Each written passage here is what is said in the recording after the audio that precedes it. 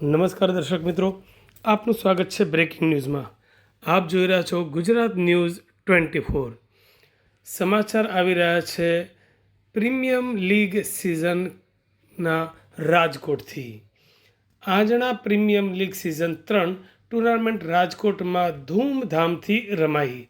રાજકોટ ખાતે આજના premier league season 3નો રંગારંગ પ્રારંભ ગુરુવારના થયો હતો, જેની ફાઇનલ શુક્રવારના રમાઈ। ક્રિકેટના ચાહકો અને ખેલાડીઓમાં ભારે ઉત્સાહ જોવા મળ્યો। ટુર્નામેન્ટનો ઉદ્દેશ યુવા ખેલાડીઓને મંચ પૂરું પાડવાનો અને રમત પ્રત્યે જાગૃતિ લાવવાનો જ ન હતો, પરંતુ તેની સાથે સાથે સમાજમાં એકતા અને સુભાવના કેળવાય તે માટે આયોજન થયું। આ ત્રીજા સિઝનમાં વિવિધ વિસ્તારોમાંથી અનેક ટીમોએ ભાગ લીધો હતો।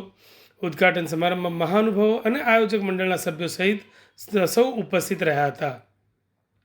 ખેલાડીઓએ શ્રેષ્ઠ રમત દર્શન સાથે ખેલ ભાવના જાળવી રાખી હતી। ટુર્નામેન્ટના પ્રથમ દિવસે જ અનેક રોમાંચક મુકાબલાઓ યોજાયા હતા, જેમાં બોલ સેના ચમત્કારિક સ્પેલ અને બેટ્સમેનના તોફાની શોટ્સથી મેદાન ગુંજી ઉઠ્યું હતું।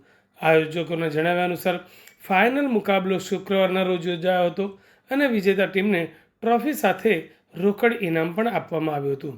આજના પ્રીમિયર લીગ રાજકોટમાં ક્રિકેટ પ્રેમીઓ માટે તહેવાર સમાન બની ગઈ હતી, જ્યાં રમત, મિત્રતા અને ઉત્સાહ એક સાથે ઉજવાયા હતા। ટુર્નામેન્ટના અંતમાં યોજાયેલ સમારંભમાં વિજેતા ટીમોને ટ્રોફી મહેમાનોના હાથે આપવામાં આવી હતી। કાર્યક્રમમાં ઉપસ્થિત મહેમાનોનું સન્માનપૂર્વક સ્વાગત કરવામાં આવ્યું અને તેમનો આભાર પણ વ્યક્ત કરવામાં આવ્યો।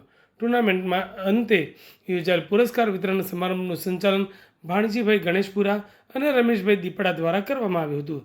તેમણે કાર્યક્રમને સુંદર રીતે આગળ વધારી વિજેતા અને રનર્સઅપ ટીમોને ટ્રોફી આપવાની જાહેરાત કરી હતી।